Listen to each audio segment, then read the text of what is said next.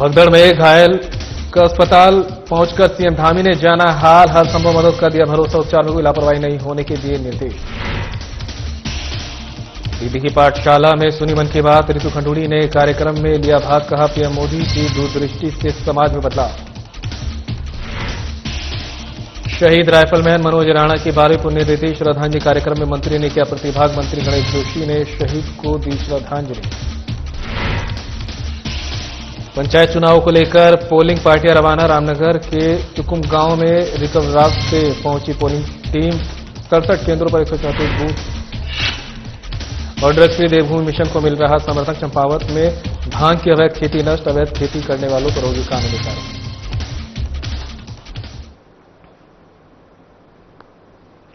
नमस्कार, उत्तराखंड की खबरें लेकर मैं हूं आपके साथ संदीप निरंजन सरकार। विधानसभा अध्यक्ष ऋतु खंडूड़ी ने कण्वाश्रम तट स्थित उदयरामपुर में संचालित दीदी की पाठशाला में गढ़वाल सांसद अनिल बलूनी के साथ पीएम नरेंद्र मोदी के 124वीं मन की बात कार्यक्रम को सुना। इस अवसर पर विधानसभा अध्यक्ष ने कहा कि पीएम मोदी ने मन की बात कार्यक्रम के माध्यम से देश भर के प्रतिभाशाली और प्रेरणादायी व्यक्तित्वों को मंच प्रदान कर उनके कार्यों को निखारा है।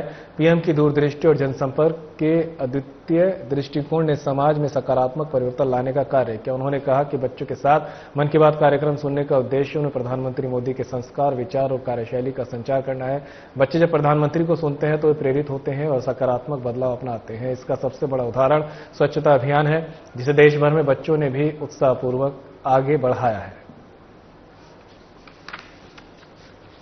मन की बात का कार्यक्रम हमने वार्ड नंबर 34 उदयरामपुर में किया और बताना चाहूंगी, यहाँ पर हमारे एक दिव्यांग बच्चा है, गोरू जखोला, जो यहाँ पर पाठशाला चलाता है, जिसमें बच्चे जो कमजोर वर्ग से हैं उनको पूरी कक्षा के बाद जब वो स्कूल से पढ़ के आते हैं तो उनको किस तरह से और हम सशक्त कर पाएं शिक्षा के माध्यम से। इस शिक्षा में जनरल नॉलेज के अलावा भाषा, बोली, बैठना, उठना, जो बिल्कुल वंचित बच्चे हैं, घर के बच्चे हैं, उनको हम लोग यहाँ पर बुलाते हैं। और मेरा भी प्रयास रहता है कि जब मैं गुरुद्वारा आऊँ तो यहाँ जरूर दीदी की पाठशाला में पहुंचूँ और यहाँ पर बच्चों के साथ, उनके माँ पिता के साथ इंटरेक्ट करूँ। आज बहुत ज्यादा आनंद इस बात से आया कि आदरणीय प्रधानमंत्री जी को बहुत बड़े टीवी पर हमारे बच्चों ने देखा। ये एक प्रयास हम सबका था कि बच्चों के बीच में हम एक ऐसी चीज करें जिससे उनकी विजन में थोड़ी सी बढ़ोतरी हो। और जिस तरह से आज आदरणीय प्रधानमंत्री जी ने अपने 124वें एपिसोड में कहा कि 20वीं सदी साइंस की सदी भारत में होने जा रही है, जहां एक तरफ सुधांशु शुक्ला हमारे लौटे हैं अंतरिक्ष से, वहीं दूसरी ओर हमको देखने को मिल रहा है कि हम किसी तरह से डिजिटल होने का प्रयास कर रहे हैं। सैनिक कल्याण मंत्री गणेश जोशी ने राजपुर निवासी शहीद राइफलमैन मनोज राणा की 12वीं पुण्यतिथि पर आयोजित श्रद्धांजलि कार्यक्रम में प्रतिभाग किया है। इस दौरान उन्होंने शहीद राइफलमैन मनोज राणा को श्रद्धासुमन अर्पित किए। इस अवसर पर सैनिक कल्याण मंत्री गणेश जोशी ने कहा कि शहीद मनोज राणा का बलिदान राष्ट्र की सेवा में सर्वोच्च त्याग का प्रतीक है, जिसे कभी भुलाया नहीं जा सकता। उन्होंने कहा कि बलिदानियों का सम्मान करना और उनकी स्मृतियों को संजोए रखना प्रत्येक नागरिक का प्रथम कर्तव्य होना चाहिए। उन्होंने कहा कि उत्तराखंड के वीरों ने हर मोर्चे पर देश का मान बढ़ाया है, चाहे वह कारगिल युद्ध हो, आतंकी हमले हो या सीमाओं की रक्षा। उत्तराखंड का हर बेटा अपने प्राणों की आहुति देने से कभी पीछे नहीं हटा। उन्होंने कहा कि बलिदानी सैनिकों के परिवारों की सेवा और सम्मान उत्तराखंड सरकार की प्राथमिकता है। उन्होंने कहा कि शहीदों की यादों को चिरस्थायी बनाने के उद्देश्य से देहरादून के गुनियाल गांव में भव्य सैन्य धाम का निर्माण कराया जा रहा है, जो शीघ्र ही प्रदेश की जनता को समर्पित किया जाएगा। उन्होंने कहा कि सैन्य धाम उत्तराखंड की वीर गाथाओं का प्रतीक बनेगा, जिसे देखने देश विदेश से लोग आएंगे।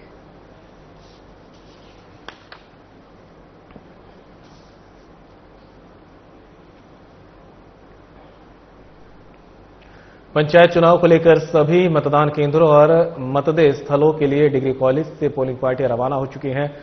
चुकुम गांव के लिए पहले ही पोलिंग पार्टी को रिवर राफ्ट की मदद से बूथ में भेजा जा चुका है। चुनावी तैयारियों को लेकर चुनाव अधिकारी नलकूप प्रिया सैनी ने बताया कि 67 मतदान केंद्रों पर 134 बूथ बनाए गए हैं।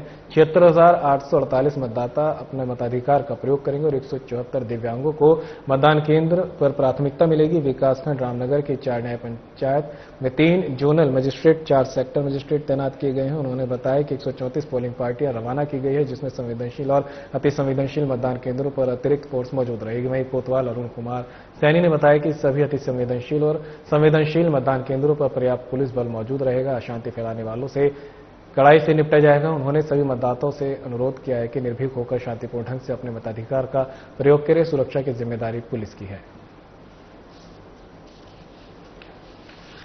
133 हमारे जो पार्टीज आज रवाना होने वाली है, एक पार्टी हमारी कल रवाना हो चुकी है। 133 पार्टीज ने अपना सारा सामान रिसीव कर लिया है। चेकिंग भी लगभग पूरी हो गई है। अब बसेज हमारी तैयार है। अब लगभग आधे घंटे में हमारी सारी पार्टीज मूव कर जाएंगी। सुरक्षा व्यवस्था में हमने सेंसिटिव और हाइपर सेंसिटिव हमारे जो बूथ हैं उसमें 3 पुलिस बल हमने दिए हैं। साथ ही जो हमारे सामान्य बूथ हैं उसमें 2 पुलिसकर्मी टीम के साथ ही तैनात रहेंगे और पूरी फोर्स की हमारी तैयारी है। आज हमारी ब्रीफिंग भी हो चुकी है फोर्स। तो वहीं साइबर अपराधों को लेकर सतर्क एसएसपी मणिकांत मिश्रा एक खबर आप तक पहुंचा रहे हैं, जहां पर साइबर अपराधों को लेकर सतर्क एसएसपी मणिकांत मिश्रा। एसएसपी के निर्देश पर पुलिस ने चलाया साइबर जागरूकता अभियान। छात्रों और शिक्षकों को किया जागरूक। नए आपराधिक कानून और साइबर सुरक्षा के विभिन्न पहलुओं पर दी जानकारी। डिजिटल युग में सुरक्षित रहने के लिए कई अहम मुद्दों पर किया जागरूक। सोशल मीडिया पर निजी जानकारी न करें साझा, अनजान लिंक पर न करें क्लिक, संदिग्ध प्रोफाइलों से रहे सावधान। सोशल मीडिया और अन्य ऑनलाइन खातों के लिए मजबूत पासवर्ड का करें उपयोग। किसी भी संदिग्ध गतिविधि या साइबर अपराध का शिकार होने पर तुरंत साइबर हेल्पलाइन नंबर पर करें संपर्क।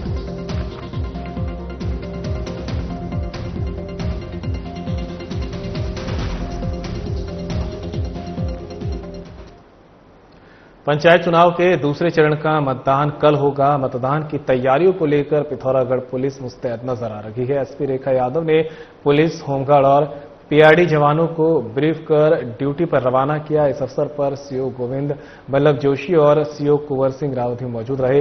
सभी कर्मियों को निष्पक्ष और सतर्क रहकर ड्यूटी निभाने के निर्देश दिए गए हैं। इस दौरान एसपी रेखा यादव ने निर्देशित करते हुए कहा कि किसी अराजकता की सूचना तुरंत सेक्टर अधिकारी को दे।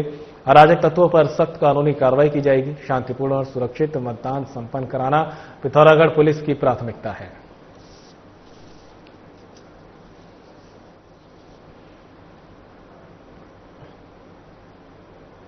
स्वर्गाश्रम क्षेत्र स्थित गीता आश्रम में ब्रह्मलीन स्वामी वेदव्यासानंद सरस्वती महाराज का 118वां जन्मोत्सव धूमधाम से मनाया गया। मौके पर कई धार्मिक कार्यक्रमों का आयोजन हुआ, जिसमें मुख्य रूप से कई स्कूलों के छात्रों की भाषण प्रतियोगिता आकर्षण का केंद्र रही। भारतीय संस्कृति की सार्थकता पर आयोजित भाषण प्रतियोगिता में बाजी मारने वाले छात्रों को प्रतीक चिन्ह और प्रशस्ति पत्र देकर हौसला अफजाई की गई।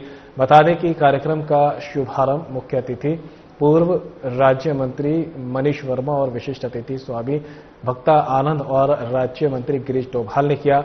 अतिथियों का पुष्पमाला पहनाकर स्वागत और सम्मान किया गया है। गीता आश्रम के अध्यक्ष डॉक्टर दीपक गुप्ता की अध्यक्षता और आचार्य राजेश पोखरियाल के संचालन में कार्यक्रम चलाया गया। कार्यक्रम में अलग अलग स्कूलों के 25 छात्रों ने भाषण प्रतियोगिता में हिस्सा लिया। एक एक करके सभी छात्रों ने भारतीय संस्कृति की सार्थकता पर भाषण दिए। प्रतियोगिता में शिवम जोशी प्रथम, ओम डोभाल और वंश भट्ट द्वितीय, शिवचरण नौटियाल और अक्षत गोयल तृतीय, यश नारंग और साक्षी भट्ट ने चतुर्थ स्थान प्राप्त किया है।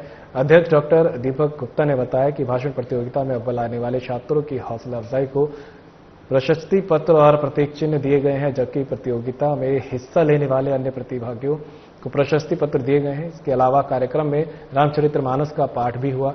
बता दें कि आवास विकास स्थित विद्या मंदिर इंटर कॉलेज में कक्षा 11वीं के छात्र यश नारंग ने इस प्रतियोगिता में चौथा स्थान प्राप्त कर अपने पूरे स्कूल का नाम भी रोशन किया है।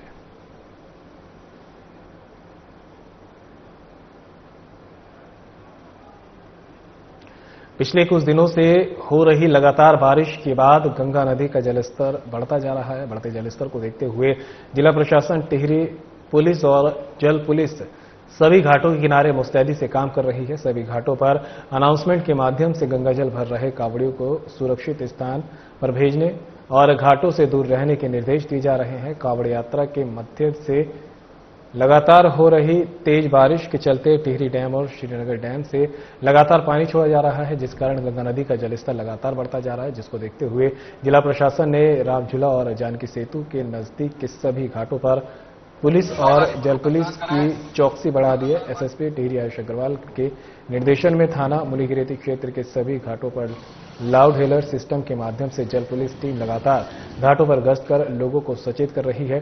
गंगा नदी का तेज बहाव के चलते खतरा बढ़ते देखते पुलिस द्वारा सभी लोगों को सुरक्षित और चिन्हित घाटों पर ही स्नान करने की सलाह दी जा रही है। जिला प्रशासन ने सुरक्षा के दृष्टिगत घाटों पर लोहे की चेन लगाकर पुख्ता इंतजाम किए हैं। साथ ही एसडीआरएफ, रेस्क्यू टीम और जल पुलिस सभी घाटों पर अलर्ट मोड पर तैनात है।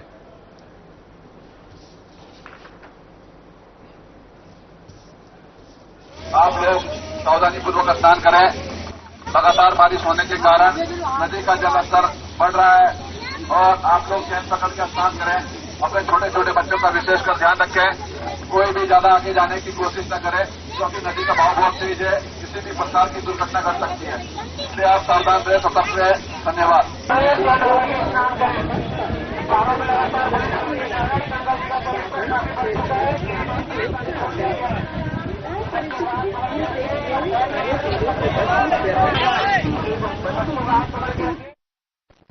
चंपावत पुलिस का नशे के खिलाफ अभियान लगातार जारी है। सीएम धामी के आदेश और एसपी के निर्देशों पर पुलिस नशा तस्करी और अवैध रूप से नशे की खेती करने वालों के विरुद्ध लगातार कार्रवाई कर रही है, जिसके चलते रीठा साहिब पुलिस टीम ने ककनाई ग्राम में अवैध रूप से उगाई गई 5 नाली भांग की खेती को नष्ट किया। साथ ही अवैध रूप से भांग की खेती करने वाले व्यक्ति के विरुद्ध कार्रवाई करते हुए चालानी रिपोर्ट उप जिला मजिस्ट्रेट टनकपुर को प्रेषित की। इस दौरान पुलिस ने ग्रामीणों को भविष्य में भांग की खेती न करने और नशे से होने वाले दुष्परिणामों के बारे में जानकारी भी दी। पुलिस ने कहा कि सीएम धामी के ड्रग्स फ्री देवभूमि मिशन को साकार करने और युवा वर्ग को नशे से दूर रखने के लिए पुलिस का नशे के खिलाफ अभियान लगातार जारी रहेगा। आरोपियों के खिलाफ कानूनी कार्रवाई अमल में लाई जाएगी।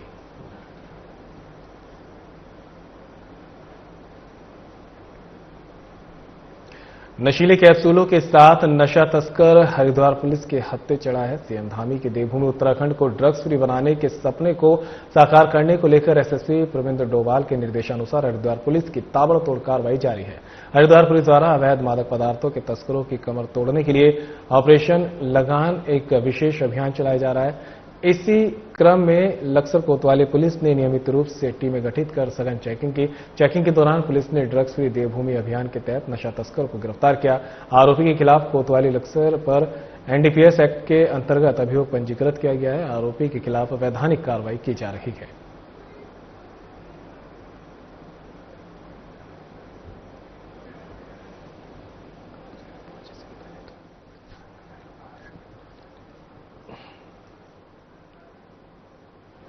तो वहीं हरिद्वार में हुई घटना के घायलों का हालचाल जानने के लिए ग्राउंड जीरो पर पहुंचे हैं सीएम पुष्कर सिंह धामी। भगदड़ में हुए घायलों का अस्पताल में जाना हालचाल, परिजनों से बातचीत कर ली जानकारी, हर संभव मदद का दिया भरोसा।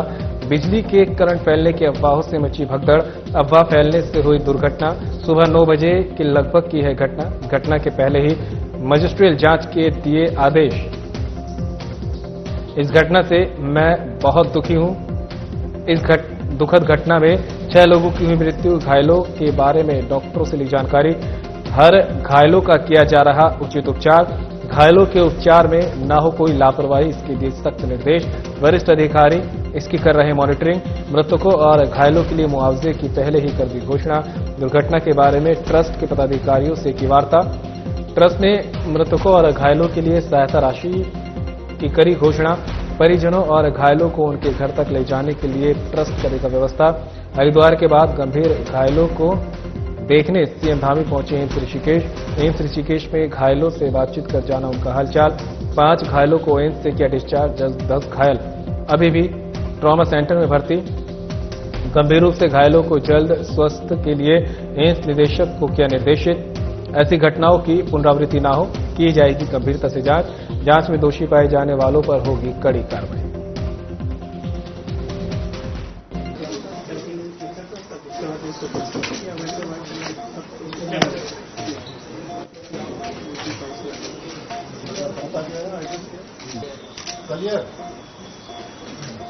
ये दिक्कत होगा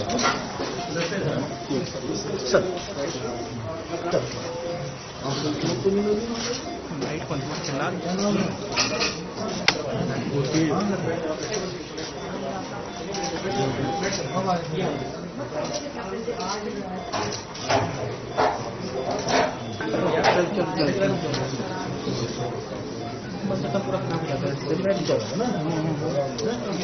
ठीक है ठीक है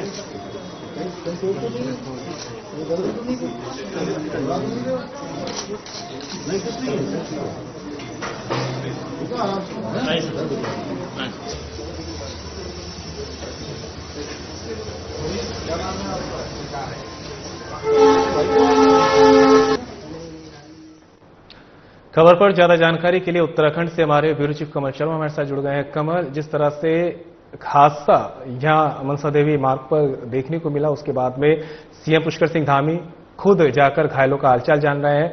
अब सवाल करें तो उसके बाद में अब सीएम धामी ने किस तरह से जांच के आदेश दिए हैं कि आगे इस तरह के जो हादसे हैं उसकी पुनरावृत्ति ना हो। हाँ संदीप, सबसे बड़ी बात है ये हादसा मनसा देवी मार्ग का नहीं है, मनसा देवी मंदिर का है। बहुत सिद्ध पीठ है, कई सौ वर्षों पुरानी सिद्ध पीठ है यहाँ पर और बड़ी मान्यता है यहाँ पर। और यहाँ पर पूरे देश से विदेशों से यहाँ पर लोग पहुंचते हैं और बहुत बड़ी बड़ी संख्या में लोग ये माता के दर्शन करने आते हैं और अपनी मन्नतों को यहाँ पर अपनी मुरादों को पूरा करते हैं। तो आज बहुत बड़ा हादसा मैंने कहा ना, सुबह लगभग 9 बजे यहाँ पर हुआ और अगर कहें तो जिसमें 6 लोगों की डेथ भी हो चुकी है और लगभग 30 से अधिक घायल भी हैं। कुछ घायलों का इलाज जो है वो हरिद्वार चिकित्सालय में चल रहा है। लगभग 15 घायलों का इलाज एम्स भेजा गया था, 5 को छुट्टी कर दी गई, लेकिन 10 का अभी भी ट्रामा सेंटर में इलाज चल रहा है। तो स्वयं पुष्कर सिंह धामी जब घटना हुई, पहले तो घटना की पूरी जानकारी लेते रहे, लगातार उन्होंने घोषणा करी कि किस हिसाब से उनको सहायता राशि दी जाएगी जो घायल है और जो मृतक हैं, और साथ ही उन्होंने मजिस्ट्रेट जांच के भी आदेश दिए। उन्होंने कहा कि इस प्रकार की पुनरावृत्ति घटना ना हो, दोबारा इस तरह की घटना ना हो, इसकी बारीकी से जांच की जाएगी और उसके बाद जो दोषी पाए जाएंगे उसमें कहीं ना कहीं कड़ी कार्रवाई की जाएगी। तो उसके बाद स्वयं पुष्कर सिंह धामी वहां पर हरिद्वार पहुंचे, पूरी घटना की जानकारी ली, जो मंदिर के ट्रस्ट थे उनसे पूरी वार्तालाप करी, किस प्रकार हुआ, वरिष्ठ अधिकारियों से सारी वार्ता करी और हॉस्पिटल्स में जाके परिजनों से बात करी और कहें तो घायलों से बात करी और समुचित इलाज का भरोसा दिया और उनको परिजनों को कहा कि हर तरीके से सरकार आपके साथ खड़ी है। फिर उन्होंने ट्रस्ट के लोगों से बात करी और ट्रस्ट ने भी घायलों के लिए और मृतक परिवारों के लिए आर्थिक सहायता की घोषणा करी और साथ ही परिजनों को वहां तक घर तक पहुंचाने के लिए भी वाहन की व्यवस्था भी ट्रस्ट द्वारा की जाएगी। तो कुल मिला के उसके बाद कहें तो पुष्कर सिंह धामी एम्स ऋषिकेश पहुंचे। वहां पर जो घायल मरीज थे, जो घायल वहां पर लोग थे, जो श्रद्धालु थे, उनसे वहां पर वार्ता करी और एम्स निदेशक को निर्देश भी दिए कि किसी प्रकार की कोताही न बरती जाए और इनको समुचित इलाज उपलब्ध कराया जाए। हर संभव सरकार इनके साथ खड़ी है, लोगों से बात करी, उनका दुख बांटा। तो मतलब एक तरह से है जैसे ये घटना हुई पहले वो पूरी जानकारी लेते रहे, सारी चीज व्यवस्था करी और उसके बाद वो स्वयं घटना स्थल पर पहुंचे, पूरी जानकारी ली, हॉस्पिटल्स में गए हरिद्वार, वहां पर पूरे जानकारी ली, डॉक्टरों से बात कर ली, हाल चाल जाना और फिर एम्स में भी आके घायलों का हाल चाल जान के उनको समुचित मदद का भरोसा भी दिया। बिल्कुल कमल, हमने देखा भी है कि अगर इस तरह कुछ होता है तो सीएम धामी तुरंत एक्टिव होते हैं और इस मामले में भी अस्पताल में जाकर मरीजों का हालचाल जान रहे हैं। वही दूसरी तरफ प्रशासन ही पूरी तरह से एक्टिव है। लेकिन क्या अभी तक जिस तरह से अफवाह फैली, जिसने अफवाह फैलाई, क्या उसका कुछ खबर सामने आई है? अभी तक कुछ अपडेट सामने आया? मैंने कहा ना संदीप, सुबह भी हम इसी प्रकार की बात कर रहे थे और अब भी यही स्थिति है कि कारण के भी सबसे पहले जो घायल हैं, जो वहां उनके परिजन हैं, उनको भरोसा दिलाया गया कि आप चिंता न करें, सरकार आपको बढ़िया इलाज मिलेगा, आपकी हर व्यवस्था होगी। और जो कैजुअल्टी हुई है उनका सारी व्यवस्थाएं करना, उनको पहुंचाना, उनका पंचनामा करना, ये होते हैं। और मैंने कहा ना मजिस्ट्रेट जांच के आदेश दिए गए हैं, सारी जानकारियां जुटाई जा रही हैं। जो एक अफवाह फैली है, करंट फैल गया, क्या है वो है या नहीं है, ये सारी चीजों को बारीकी से इसकी गहनता से जांच की जाएगी कि ये जो चीजें आई है निकल के क्या आई है। कोई तार टूटी है या क्या हुआ, ये सारे मैंने कहा सब चीजों को विस्तार से जान गए और मुझे लगता है कि बहुत जल्दी कहीं ना कहीं कुछ नतीजे जितने जरूर पहुंचेगी जांच टीम की क्या हुआ, कैसे हुआ और भविष्य में इस प्रकार क्या हुआ। क्योंकि हम भी देखते हैं कहीं भी जब धार्मिक प्रोग्राम्स होते हैं, कहीं और जगह भी होते हैं, हम देखते हैं कहीं अन्य जगह भी चीजें चलती रहती है, पर कहीं ऐसी अफवाह फैल जाती है उसमें, और जब संख्या श्रद्धालु की ज्यादा होती है भगदड़ हो जाती है और कहीं ना कहीं फिर उसमें कैजुअल्टियां होती हैं, घायल होते हैं, काफी इस प्रकार की चीजें आती हैं। पर ये सबको समझना होगा, प्रशासन को भी समझना होगा और जो लोग जो श्रद्धालु बड़ी संख्या में ऐसी धार्मिक स्थलों में जाते हैं उनको भी समझना होगा, बड़ा सचेत होकर जाए, सावधानी से जाएं और एकदम इकट्ठे होके ना जाए। तो कहीं ना कहीं अगर ऐसी सावधानियां बरतेंगे तो कहीं ना कहीं इन चीजों से बचा जा सकता है। और छोटे बच्चे, महिलाएं भी है, उन्हीं को ज्यादा नुकसान होता है और कैजुअल्टियां भी उन्हीं की होती हैं ज्यादा, और फिर घायल भी उन्हीं को प्रॉब्लम्स आती है, क्योंकि जब वो दब जाते हैं, उठ जाते हैं तो कर नहीं पाते। आदमी तो फिर भी कहीं ना कहीं कर लेता है, लेकिन जब बच्चे और महिलाएं जब दब जाती हैं तो कहीं ना कहीं वो एक दुखद होता है। वही सीएम ने यही कहा है कि उन्होंने कहा कि इतनी दुखद घटना हुई है, मैं खुद इससे दुखित हूँ, मैं खुद परेशान हूँ कि इस प्रकार की घटना क्यों हुई। वही उन्होंने माता रानी से प्रार्थना करी है कि जो हुआ नहीं होना चाहिए था, पर जो घायल लोग हैं वो जल्दी से जल्दी स्वास्थ्य लाभ कर सके, ये उन्होंने माता रानी से प्रार्थना की है। कमल, अगर मनसा देवी मंदिर की बात करें तो वहां क्या भी स्थिति बनी हुई है? क्या जो श्रद्धालुओं का संचालन है सुचारू रूप से शुरू हुआ है या फिर अभी रोक लगाई हुई है? हाँ संदीप, बिल्कुल सही बात है। अगर हम कहें तो ये बिल्कुल जब इस प्रकार की घटना हुई थी, बड़ा हलचल हो गई थी, बड़ा चील पुलवार हो गया था, बड़ा उड़ा। बताया जा रहा है कि लगभग 2 से 3 घंटे तक वहां पर दर्शनों पर रोक लगाई गई है। सारी व्यवस्थाएं, जो सीढ़ियों वाला रास्ता था जहां ये घटना हुई है, वहां सारी देखा गया है। और उसके बाद वहां पर ट्रस्ट में भी कहाँ कमियां हैं, उसको पूरा कैसे गलतियां हुई है, कहाँ कमी है, उसको पूरा किया जाए। मैंने कहा ना, सीएम धामी जब वहां पहुंचे थे, ट्रस्ट के लोगों से भी उन्होंने सारी बातचीत करी, भैया ये क्यों हुआ और कैसे हुआ, ये एक बहुत दुखद घटना है। तो इस प्रकार की चीजें नहीं होनी चाहिए जब आदमी अपना ही जीवन खो देता है। तो यही चीजें देखी गई है और 2-2.5 घंटे के लिए दर्शन भी रोके गए थे, बताया गया था। श्रद्धांजलि भी वहां लोगों को ट्रस्ट के द्वारा दी गई है और भी ये देखा गया बारीकी से कि इस प्रकार की घटना क्यों हुई और कभी नहीं होनी चाहिए। तो कम से कम 2 से 2 घंटे तक बताया जा रहा है कहीं ना कहीं दर्शनों में श्रद्धालुओं पर रोक लगाई गई थी। कमल, जिस तरह से लोगों में आस्था बढ़ी है और लोग अब ऐसे धार्मिक स्थलों पर ज्यादा जा रहे हैं, क्या ये माना जा सकता है कि कुछ शरारती तत्व हैं जो इस तरह की हरकतें करते ताकि अफरा तफरी मचे? बिल्कुल, कहीं जब ये जांच होगी तो कई एंगल से संदेश इनको देखा जाएगा। अब जो जांच टीम डिप्यूट होगी जो इसको करेगी, हर चीज से देखा जाएगा कि कहीं ऐसा तो नहीं है कुछ शरारती तत्वों ने कुछ इस प्रकार की बातें बढ़ाई हो जो जिससे एकदम सब लोग होश पोच में आ गए, श्रद्धालु एकदम इस स्थिति में आ गए कि भगदड़ सी मच गई और लोग गिरते और दबते चले गए। ये भी सब मैंने कहा ना, सब पहलुओं से जांच होगी और जब तक कोई जांच शुरू ना हो, जांच का कोई अंतिम चीजें ना निकल गया तब तक। कमल, तमाम जानकारी के लिए आपका बहुत बहुत शुक्रिया। आगे भी आपसे इस पर जानकारी लेते रहेंगे। तो खबर आपको बता रहे हैं जहां पर हरिद्वार में घायलों का खुद हालचाल जानने पहुंचे हैं सीएम पुष्कर सिंह धामी। हरिद्वार में हुई घटना के घायलों का हालचाल जानने के लिए ग्राउंड जीरो पर पहुंचे सीएम धामी। भगदड़ में हुए घायलों का अस्पताल में जाना हालचाल, परिजनों से बातचीत कर ली जानकारी, हर संभव मदद का दिला भरोसा। बिजली के करंट फैलने की अफवाहों से मची भगदड़, अफवाह फैलने से हुई दुर्घटना। सुबह 9 बजे के लगभग की है घटना। घटना के पहले ही मजिस्ट्रियल जांच के दे दिए आदेश। इस घटना से मैं हूं बहुत दुखी। इस दुखद घटना में 6 लोगों की हुई मृत्यु। घायलों के बारे में डॉक्टरों से ली जानकारी, हर घायलों का किया जा रहा उचित उपचार। घायलों के उपचार में ना हो कोई लापरवाही, इसके दिए सख्त निर्देश। वरिष्ठ अधिकारी इसकी कर रहे मॉनिटरिंग। मृतकों और घायलों के लिए मुआवजे की पहले ही कर दी गई घोषणा। दुर्घटना के बारे में ट्रस्ट के पदाधिकारियों से की गई वार्ता। ट्रस्ट के ने मृतकों और घायलों के लिए सहायता राशि की करी घोषणा। परिजनों और घायलों को उनके घर तक ले जाने के लिए ट्रस्ट करेगा व्यवस्था। हरिद्वार के बाद गंभीर घायलों को देखने सीएम धामी पहुंचे एम्स ऋषिकेश। एम्स ऋषिकेश में घायलों से बातचीत कर उनका हालचाल भी सीएम धामी ने जाना है। 5 घायलों को एम्स से किया डिस्चार्ज, 10 घायल अभी भी ट्रॉमा सेंटर में भर्ती। तो एम्स ऋषिकेश में घायलों से बातचीत कर उनका हालचाल भी सीएम धामी ने जाना है। गंभीर रूप से घायलों को जल्द स्वास्थ्य के लिए एम्स निदेशक को किया निर्देशित। ऐसी घटनाओं की पुनरावृत्ति न हो, की जाएगी गंभीरता से जांच में दोषी पाए जाने वालों पर होगी कड़ी कार्रवाई। कल 9 बजे के आसपास ऐसी अफवाह फैली कुछ कि यहाँ पर करंट जैसा कुछ फैल गया है। उसके कारण से भगदड़ हुई और उसमें ये दुर्घटना हुई है। बहुत दुखद दुर्घटना है और इसके हमने मजिस्ट्रियल जांच के आदेश कर दिए हैं और घायलों को सभी को कुछ यहाँ जिला अस्पताल में और अन्य अस्पतालों में और इसके साथ ही ऋषिकेश एम्स से रिफर कर दिया गया है।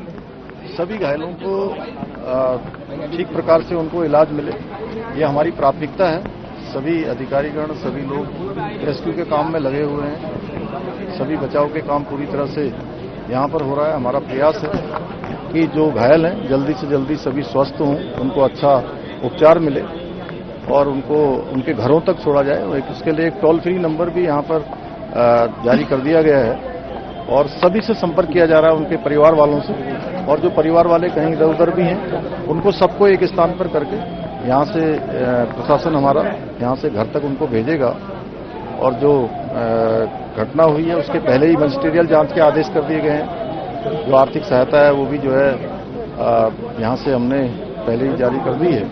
मैं भगवान से प्रार्थना करता हूँ कि सभी जो दिवंगत हुए हैं उनकी आत्मा को शांति प्राप्त हो, उनके परिजनों को जो असमय बड़ा कष्ट आया है और उनके साथ हमारी पूरी संवेदनशीलता है। और भगवान से हम प्रार्थना करते हैं कि भगवान उनको अपने श्री चरणों में स्थान दे और उन सभी को, परिवारजनों को, सबको ये दुख सहन करने की शक्ति प्रदान करे। हताहत हुए हैं उनको 2 लाख रुपए की और जो घायल हैं उनको 50,000 रुपए की और सभी घायलों को यहाँ पर इलाज की समुचित व्यवस्था यहाँ पर की जा रही है। प्रारंभिक रूप से 6 लोगों की सूचना आई है। और फिलहाल बुलेटिन में मेरे साथ इतना ही। दीजिए इजाजत। नमस्कार।